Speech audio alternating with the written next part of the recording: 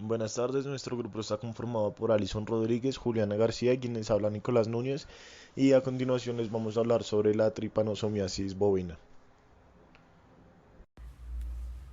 Ok, entonces, bueno, la tripanosomiasis bovina es una enfermedad hemoparasitaria, pues es de distribución mundial.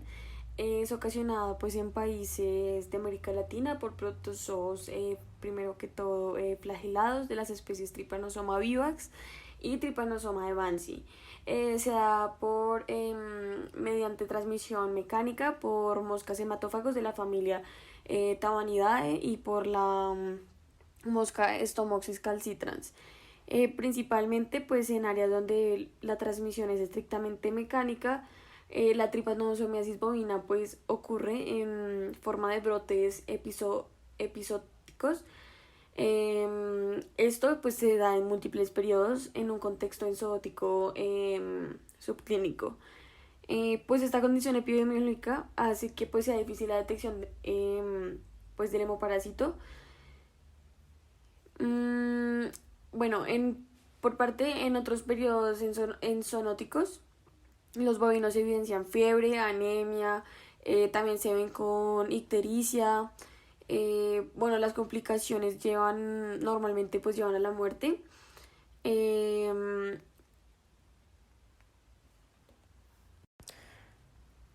Estas alteraciones en el estado de salud pues generan un impacto económico en el sistema productivo y esto pues como resultado principalmente de abortos, descenso de la producción láctea, pérdida de peso y mala calidad del semen.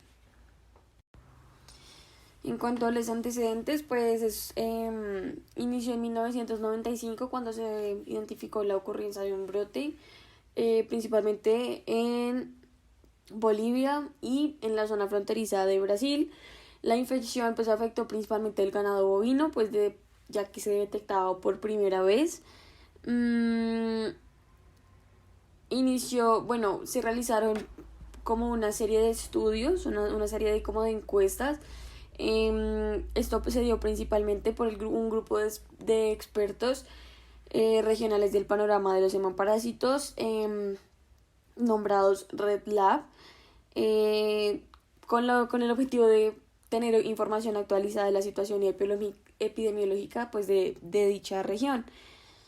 Y obviamente pues atender la solicitud de los gobiernos que estaban presentando ese problema, que eran Brasil y Bolivia.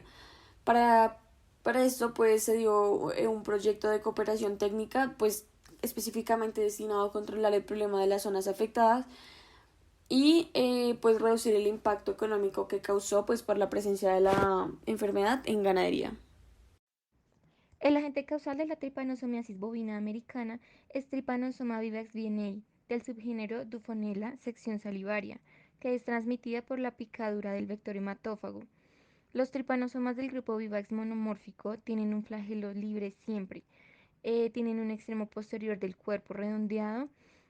Su cinetoplasma es grande y generalmente terminal. El Trypanosoma vineae es transmitido por moscas picadoras y no existe ningún desarrollo en estas moscas, actúan únicamente como vectores. El parásito se reproduce por fisión binaria longitudinal. Bueno, es necesario como entender que en el continente americano la tripanosomiasis bovina africana es causada por el Trypanosoma vivax del subgénero Dutonella de la sección salivaria. Los vectores de esta tripanosoma son moscas del género Glossina y del desarrollo ocurre únicamente en la probóscide de la mosca. Como tal, existen 22 especies conocidas de Glossina, las cuales se encuentran confinadas en África y se les puede clasificar ampliamente en especies de selva o de sabana según su hábitat preferido. La razón para efectuar la diferenciación de la subespecie que causa la tripanosomiasis bovina americana fue la ausencia de un ciclo de desarrollo evolutivo en la mosca tsetse y la separación geográfica en donde ocurren las dos enfermedades parasitarias. En la patogenia, primeramente debemos resaltar que el Trypanosoma vivax posee un periodo de incubación variable entre los 4 y los 40 días. También existen cepas con diferentes grados de virulencia en África del Oeste y es como tal la especie responsable de infectar severamente a la población bovina ovina y caprina en esta región. En los equinos causa una infección moderada y en los perros causa una infección crónica. Los animales infectados por el tripanosoma presentan cambios drásticos en el sistema linfático. En esta parasitosis, el síndrome de anemia es el que se denomina el cuadro clínico, desarrollándose cuando la parasitemia está en su nivel más elevado y teniendo un efecto hemolítico grave, como resultado de la destrucción de una gran cantidad de glóbulos rojos mediante la fagocitosis. Los factores que pueden estar involucrados en este proceso son como tal la hemólisis producida por el tripanosoma, los procesos inmunológicos, la fiebre, la coagulación intravascular diseminada y una expansión activa mononuclear del sistema fagocítico. En esta fase de la enfermedad, los bovinos responden bien a las quimioterapias, pero en las fases posteriores, cuando los tripanosomas ya no pueden ser detectados, la anemia algunas veces persiste y los animales no responden a ningún tratamiento. El mecanismo que provoca la anemia en este punto pues aún no se entiende plenamente, pero se cree que es responsable la continua destrucción de células rojas combinado con la mala formación de la misma. Y esto pues asocia a un defecto en el metabolismo del hierro. La necrosis no es una característica de la tripanosomiasis bovina, pero sí existe una amplia degeneración del tejido, pues así involucrando a órganos importantes como el corazón. Se ha concluido que la muerte de bovinos afectados se debe a las combinaciones de anemia con alteraciones microcirculatorias y daño cardíaco.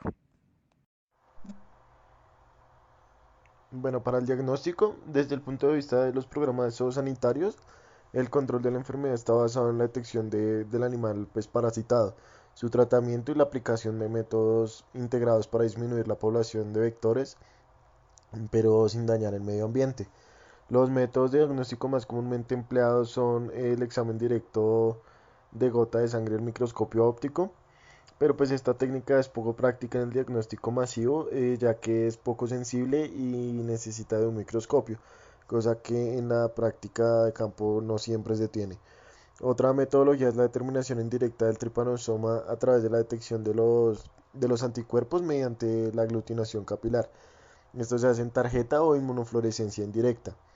Estas se han utilizado mucho en investigaciones episodiológicas, pero pues en este caso es más recomendable el empleo de métodos que permitan evidenciar la presencia del parásito, como por ejemplo una prueba de látex a partir de la conjugación de anticuerpo antitripanosoma. Esta prueba puede realizarse directamente junto al rebaño que pues se va a investigar.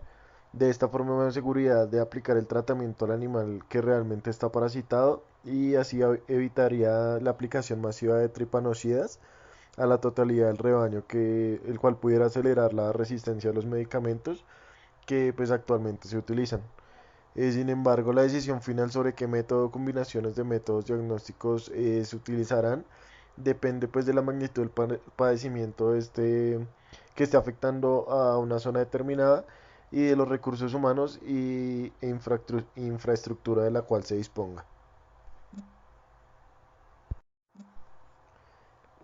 En cuanto a los aspectos clínicos, en los brotes de Trypanosoma vivax reportados en países como Brasil y Bolivia, los bovinos afectados presentan las tres formas clínicas: la hiperaguda, que se caracteriza por hemorragias y mortalidad; la crónica, donde la pérdida de peso y el desarrollo de anemia son los signos principales; y la subclínica, que puede desaparecer sin necesidad de tratamiento.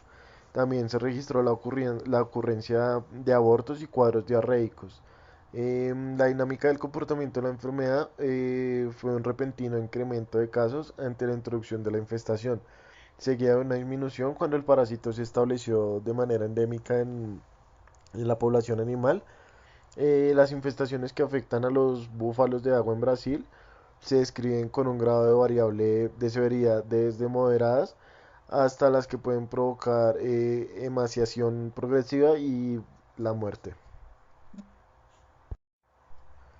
Y bueno, en cuanto al control de vectores, los métodos para combatir los tábanos y las moscas, que son vectores de Trypanosoma vivax en América, Pueden ser físicos, químicos, biológicos o culturales, y se determinan por los hábitos, biología y el entorno ecológico particular de cada una de las especies involucradas, al igual que las fluctuaciones en la humedad y la temperatura, las cuales pues pueden aumentar o disminuir el número de individuos en las poblaciones de los vectores, con el consecuente incremento o disminución en el riesgo de que los animales susceptibles sean pues infestados, por lo que las medidas para su control deben ser específicas para cada región o país afectado.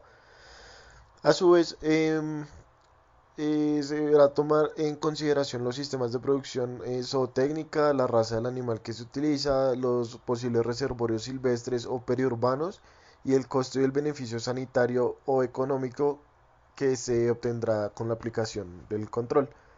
En una encuesta que se realizó en Colombia, se determinó que existe poca información relacionada con el control de tábanos, que pues son el principal vector del parásito, mientras que en países como Cuba se recomienda la aplicación de insecticidas por diversas vías en general, incluso aditamientos con piretroides en el cuerpo de los animales. En otros países como Brasil, las medidas básicas para controlar vectores es evitar el cúmulo de estiércol y materia orgánica para reducir la oposición y proliferación. Además de esto, se señala que para controlar los insectos vectores, lo más indicado es el uso de insecticidas como lo son las deltametrinas, en presentaciones para áreas pantanosas o inundables como áreas pantanosas, dado que pues, cualquier otro método de aplicación de insecticidas puede provocar daños al medio ambiente, pérdidas del producto y gastos adicionales de producción.